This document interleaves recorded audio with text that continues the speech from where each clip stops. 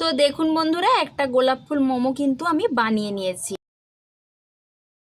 নমস্কার বন্ধুরা, আমার চ্যানেলে আপনাদের সকলকে আরও একবার স্বাগত জানিয়ে আজকে নতুন একটা পর্বে সম্পূর্ণ নতুন একটা রেসিপি নিয়ে আবারও হাজির হয়ে গেছি। আজ বানাবো মোমো।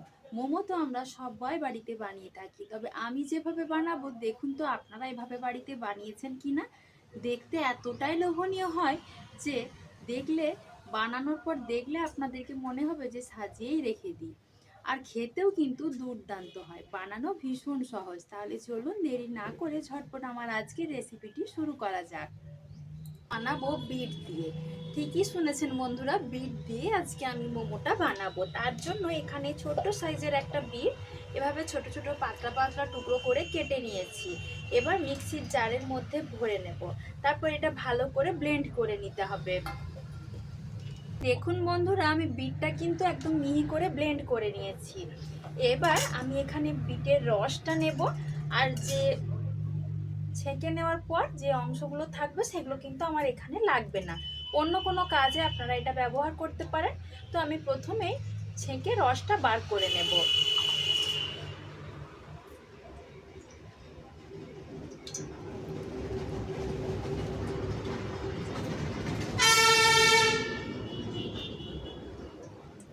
আমরা সবাই জানি যে কোনো স্ট্রিট ফুড বলুন, ফাস্ট ফুড বলুন, সেইগুলো কিন্তু আমাদের শরীরের জন্য খুব একটা ভালো নয়।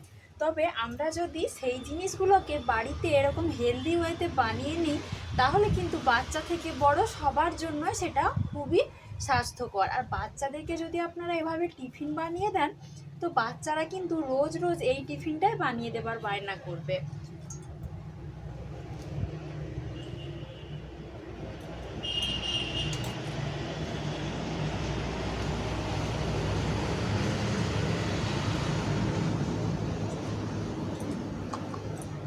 তো দেখুন, আমার এখানে খুব বেশি বিটের রস লাগবে না, আমি যতটা প্রয়োজন নিয়ে নিয়েছি।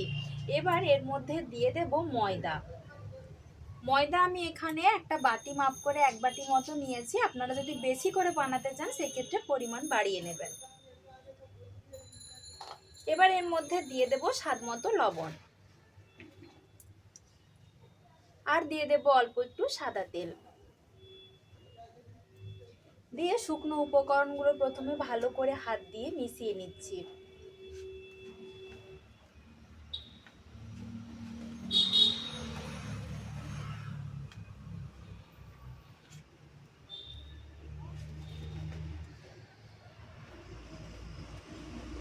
জল দিয়ে এই ময়দাটা ভালো করে মেখে নেব। আমি কিন্তু এখানে নর্মাল যে রুম টেম্পারেচারে থাকা জল, সেই জলটা দিয়ে মাখছি, কোনো গরম জল দেওয়ার দরকার হবে না। দিয়ে এবার ভালো করে মেখে নেব, ঠিক আমরা যেভাবে লুচি বা পরোটার জন্য ময়দা মাখি।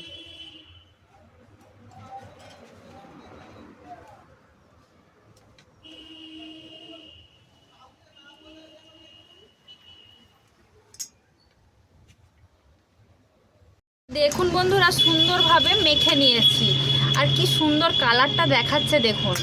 এবার এটা আমি ছোট ছোট লেচি করে কেটে নিচ্ছি। আমি এখানে 3টে মতো লেচি কেটে নেব। এগুলো আমি এক সাইডে রেখে দেব।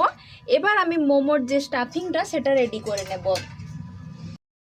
তার জন্য আমি এখানে অল্প পরিমাণে একটু ছানা নিয়েছি।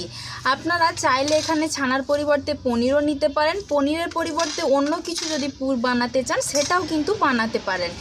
এবার ছানাটা আমি প্রথমে হাত দিয়ে এইভাবে একটু ডালাগুলো ভেঙে নিলাম। এখানে নিয়েছি অল্প কিছুটা পেঁয়াজ কুচি, আর গাজরটা এভাবে কুড়ে নিয়েছি, তার সাথে নিয়েছি কয়েকটা লঙ্কা কুচি। আপনারা ঝালটা যে যার মতো বুঝে তারপর দেবেন। এবার সব কিছুই এখানে এই ছানাটার সাথে মিশিয়ে দেব।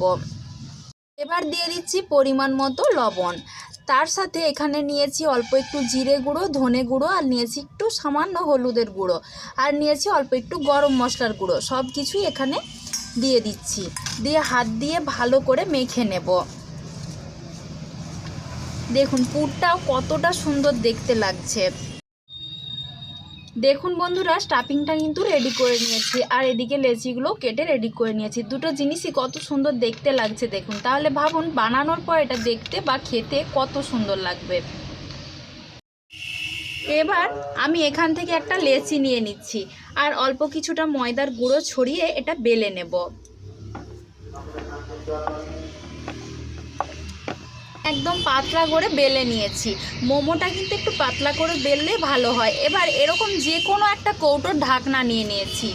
আপনাদের কাছে যা থাকবে সেটা দিয়ে আপনারা গোল গোল করে এভাবে কেটে নেবেন। আপনারা যদি আরেকটু বড় বড় করে বানাতে চান সেক্ষেত্রে কিন্তু আরেকটু বড় যে কোনো ঢাকনা দিতে পারেন। এবারে এই গোলগুলো এভাবে কেটে আমি বার করে নেব আর বাকি অংশগুলো পরে যখন বেলবো তার সাথে নিয়ে নেব।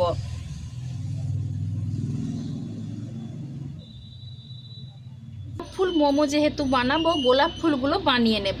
কিভাবে বানাচ্ছি আপনারা ভালোভাবে লক্ষ্য করুন, তাহলে কিন্তু বুঝতে পারবেন। এভাবে একটা গোল আমি রেখে দিচ্ছি, তার নিচে এভাবে অল্প একটু জল দিয়ে দেব, এতে করে একটার সাথে একটা সুন্দরভাবে আটকে থাকবে।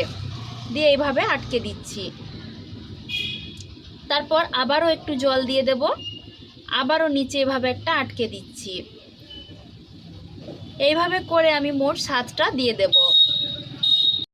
তো দেখুন এইভাবে করে আমি প্রথমে সবগুলোই জয়েন করে দিয়েছি। এখানে 7টা না, মোট 8টা দিয়েছি। এবার যে পুরটা রেডি করেছিলাম সেটা এখানে দিয়ে দেব।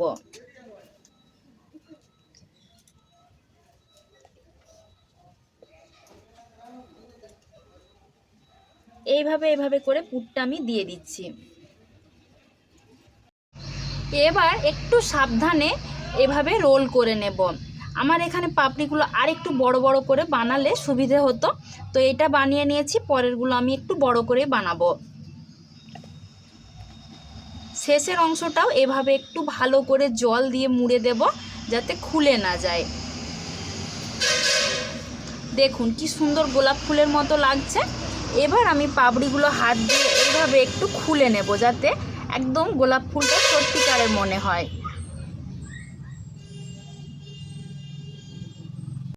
তো দেখুন বন্ধুরা, একটা গোলাপ ফুল মোমো কিন্তু আমি বানিয়ে নিয়েছি।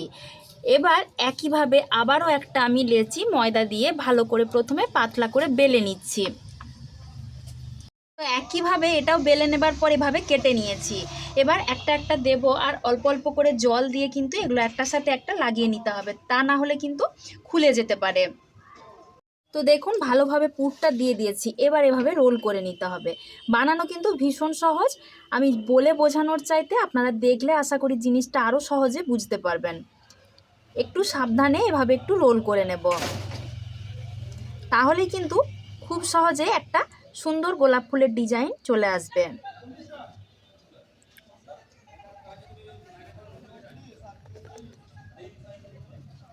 আর লাস্টের অংশগুলো একটু ভালোভাবে মুড়ে দিতে হবে। দেখুন সুন্দরভাবে গোলাপ ফুলের মতো কিন্তু ডিজাইনটা করে নিয়েছি। এবার পাপড়িগুলো একটু এভাবে হাত দিয়ে খুলে নেব, যাতে গোলাপ ফুলটা একদম রিয়েল মনে হয়।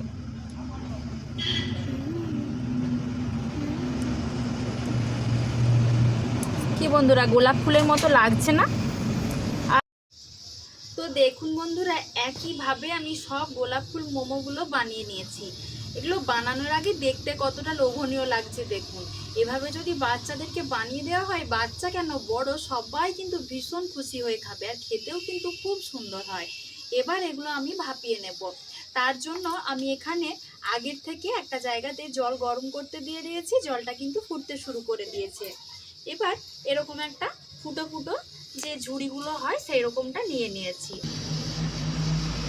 এই ঝুড়িটার মধ্যে অল্প করে একটু সাদা তেল মাখিয়ে নেব,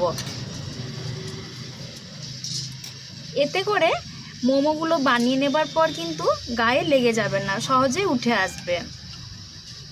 এবার এভাবে দিয়ে দিচ্ছি।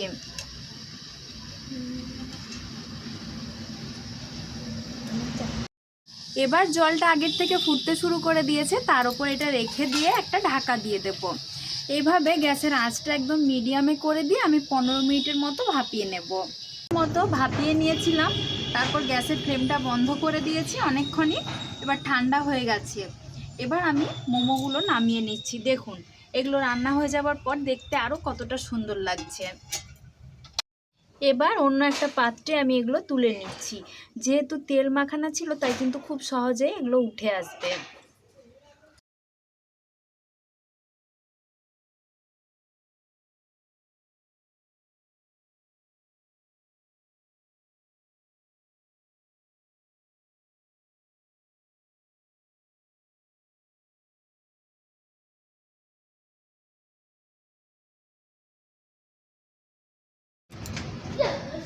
তো আমি সবগুলো একটা প্লেটের মধ্যে পরিবেশন করে নিয়েছি। দেখুন এগুলো দেখতে কতটা সুন্দর লাগছে, আর ভেতর থেকে পুরো একদম ঠাসা।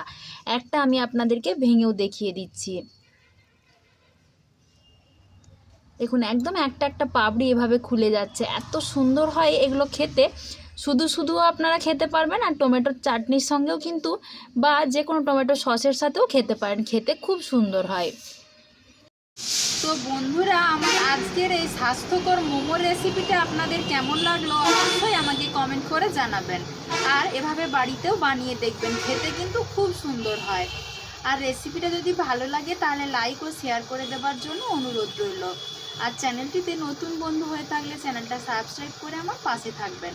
আজকের মতো এই পর্যন্ত। খুব তাড়াতাড়ি আবারও হাজির হয়ে যাব নতুন কোনো একটা রেসিপি নিয়ে। সবাই ভালো থাকবেন, সুস্থ থাকবেন, ধন্যবাদ।